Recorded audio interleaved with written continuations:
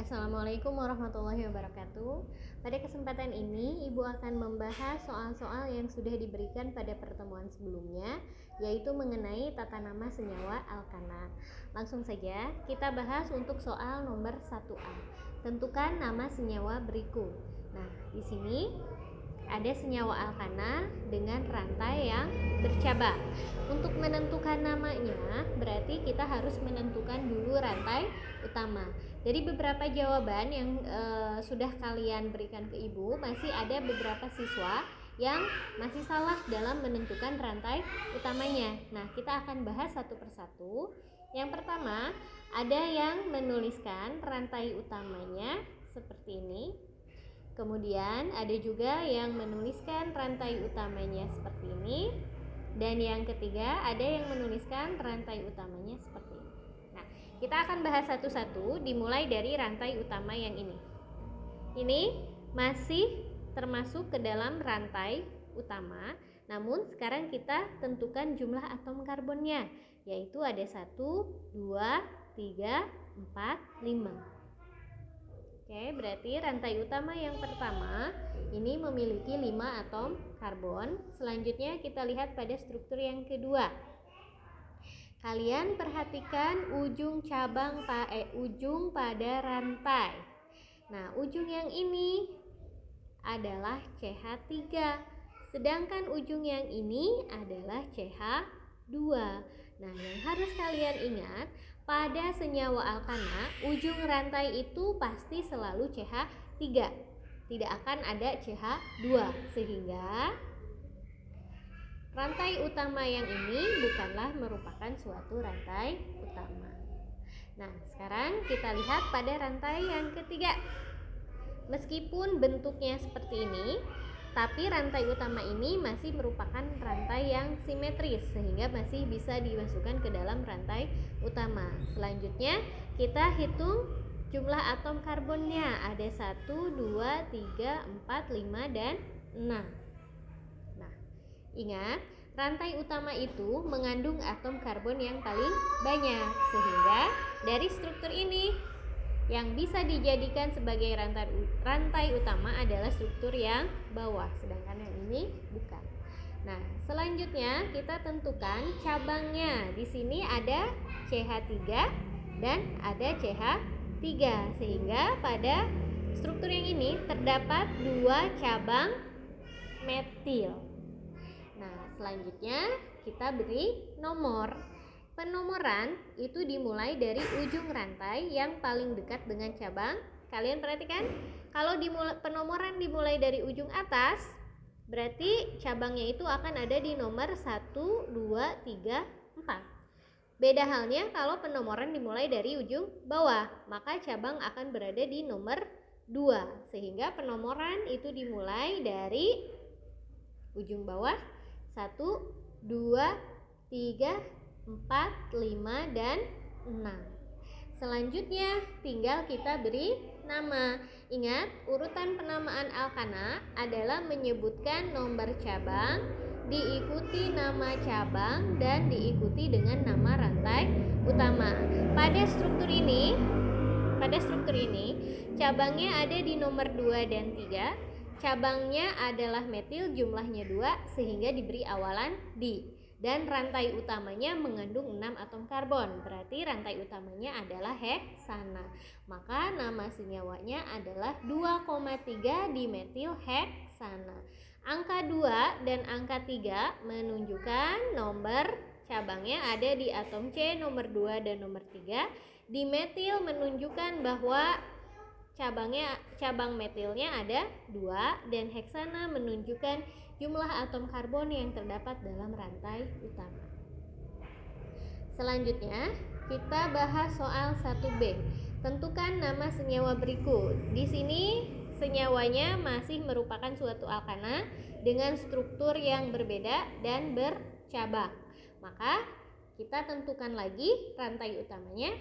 Nah, dari jawaban yang sudah kalian kirimkan ke Ibu, masih ada yang salah dalam menentukan rantai utama. Kita lihat. Yang pertama, ada yang menggambarkan rantai utamanya seperti ini. Kemudian yang kedua, ada yang menggambarkan rantai utamanya yang seperti ini. Nah, sekarang kita lihat satu-satu jumlah atom karbon dalam setiap rantai utama. Untuk struktur yang pertama, rantai utamanya ada 1, 2, 3, 4, 5, 6. Ada 6. Kemudian untuk struktur yang kedua, kita hitung 1, 2, 3, 4, 5, 6. Juga terdapat 6 atom karbon. Dua-duanya memiliki jumlah atom yang sama. Nah, sehingga dua-duanya masih bisa dijadikan sebagai rantai utama. Namun, sekarang kalian perhatikan jumlah cabang yang terdapat pada rantai pertama dan rantai kedua. Pada rantai pertama, ini jumlah cabangnya hanya ada 1, yaitu propil. Sedangkan pada rantai yang kedua, jumlah cabangnya ada 2, ada etil, ada metil.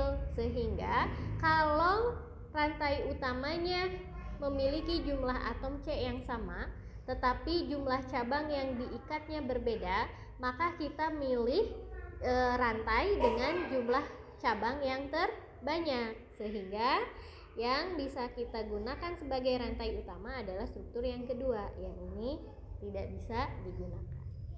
Nah, di sini ada dua jenis cabang. Yang pertama ada etil. Yang ini etil, kemudian ada metil. Selanjutnya kita beri nomor. Ingat, penomoran dimulai dari ujung yang paling dekat dengan cabang. Berarti penomoran dimulai dari sebelah kanan. 1, 2, 3, 4, 5, 6. Selanjutnya baru kita beri nama dengan menyebutkan nomor cabang terlebih dahulu. Nah, di sini kan ada dua jenis cabang yang berbeda, yaitu etil dan metil. Ingat di aturan bahwa kita harus mengurutkan cabang berdasarkan abjad. Etil dan metil lebih dulu etil, sehingga etil disebutkan terlebih dahulu. Maka penamaannya menjadi 3 etil, 2 metil heksana. 3 menunjukkan bahwa cabang etil ada di atom C nomor 3. Kemudian 2 metil berarti cabang metil ada di nomor 2, dan heksana adalah jumlah atom karbon pada rantai utama. Selanjutnya kita bahas soal nomor 1C. Di sini ada struktur senyawa alkana lagi dan bercabang. Nah, untuk menentukan namanya, kita lihat lagi penentuan rantai utamanya. Nah, untuk soal nomor 1C juga masih ada siswa yang salah dalam menentukan rantai utama. Kita lihat. Yang pertama ada yang menjawab bahwa rantai utamanya lurus seperti ini. Dan yang kedua ada yang menjawab rantai utamanya seperti ini. Nah, ini dua-duanya masih bisa dijadikan sebagai rantai utama. Sekarang kita lihat jumlah atom pada rantai utama yang pertama. 1, 2, 3, 4, 5, 6. Mengandung 6 atom karbon.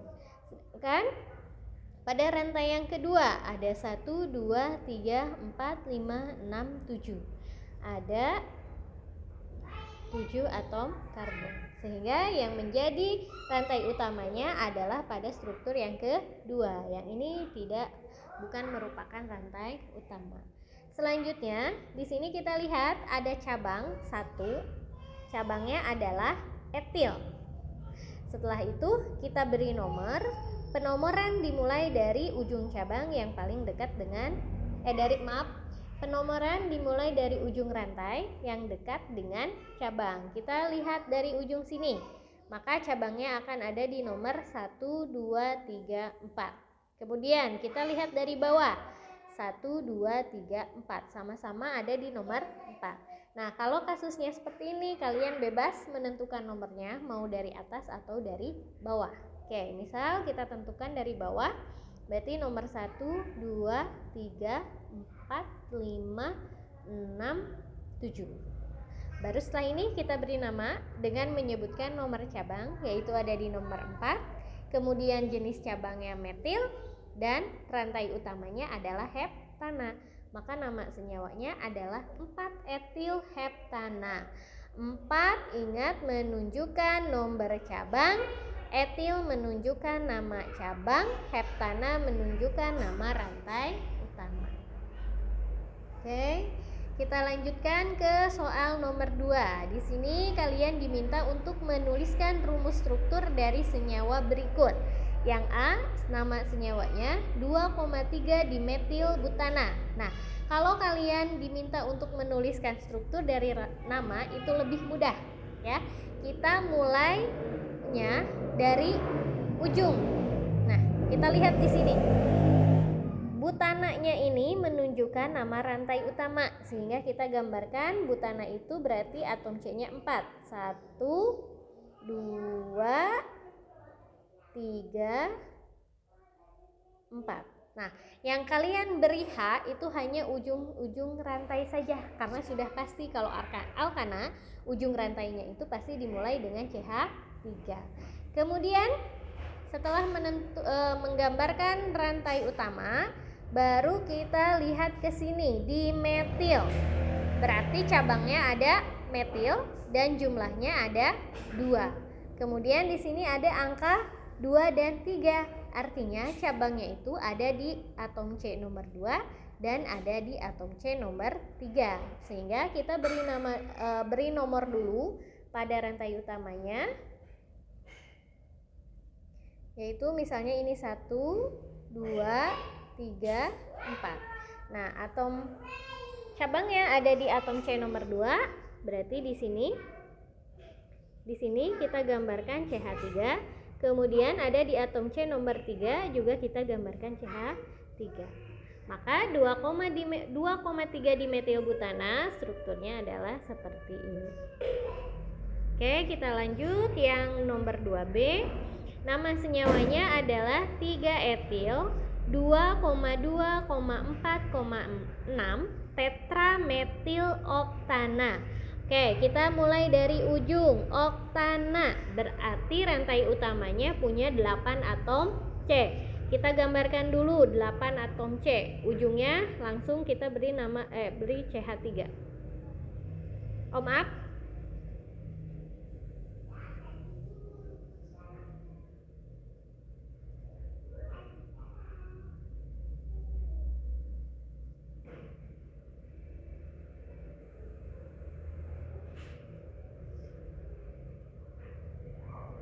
Nah, ini rantai utamanya mengandung 8 atom C. Kita hitung 1, 2, 3, 4, 5, 6, 7, 8. Ujung-ujung cabangnya langsung kita tuliskan H-nya berjumlah 3, yaitu CH3. Yang ini juga CH3. Nah, untuk atom karbon yang ada di antara ujung dengan ujung, ini penambahan atom H-nya kita akhirkan, ya. Di mana sekarang kita tentukan dulu cabangnya. Di sini ada tetrametil, berarti terdapat 4 cabang metil. Nomornya ada di nomor atom C nomor 2 dan nomor 2, kemudian nomor 4 dan nomor 6. Nah, kita tuliskan dulu, beli nomor dulu atom C-nya. Berarti di sini 1, 2, 3, 4, 5, 6, 7, 8. Yang pertama, cabangnya itu ada di atom C nomor 2, cabang metilnya. Berarti di sini CH3, kemudian juga ada di atom C nomor 2 lagi ke atas CH3. Kemudian di atom C nomor 4, berarti cabangnya ada di sini. Kita gambarkan CH3. Kemudian di sini juga ada lagi di nomor cabangnya ada di atom C nomor 6, berarti kita gambarkan di sini. CH3, baru yang terakhir ada cabang etil di atom C nomor 3, berarti kita gambarkan di sini. Gugus etil CH2, CH3. Nah, baru setelah kita menuliskan cabang-cabangnya, yang terakhir kita tentukan jumlah atom H pada setiap atom C. Dimulai dari sini. Ingat, C itu bisa membentuk 4 ikatan kovalen. Nah, sekarang kita lihat dulu ikatan pada atom C yang di sini sudah berjumlah 4 atau belum. Kita lihat jumlah ikatannya 1, 2, 3, 4. Karena atom C sudah berikatan 4 ikatan kovalen, maka di sini tidak usah ditambahkan lagi atom H. Lanjut kita ke atom C nomor 3. Ikatannya baru berjumlah 1, 2, 3. Berarti si atom C biar bisa menjadi 4 butuh 1 ikatan lagi. Maka yang 1 ikatan lagi itu diisi dengan 1 atom H. Begitupun yang ini. C di sini sudah mengikat 3. Ke pinggir 1, ke pinggir kanan 1, ke atas 1. Sehingga untuk jadi 4 kurang 1. Nah, yang 1 ini dipakai berikatan dengan H. Nah, sekarang C yang nomor 5 baru mengikat 2. Ke pinggir 1, ke pinggir lagi 1. Berarti untuk menjadi 4 dia kurang 2 ikatan lagi. Maka yang 2 itu akan berikatan dengan 2 atom H sehingga menjadi CH2. Yang ini C yang di sini baru punya 3 ikatan, ke kiri 1, ke atas 1, ke kanan 1 sehingga menjadi untuk jadi 4 kurang 1 ikatan maka diisi oleh 1 atom H. C yang di sini baru punya 2 ikatan, ke kiri 1 kemudian ke kanan 1. Untuk mencapai 4 ikatan maka butuh 2 ikatan lagi. Nah, yang 2 ikatan ini dipakai berikatan dengan 2 atom H. Nah, sehingga strukturnya menjadi seperti ini. Oke, demikian pembahasan soal dari yang bisa Ibu sampaikan. Mudah-mudahan dapat dipahami. Wassalamualaikum warahmatullahi wabarakatuh.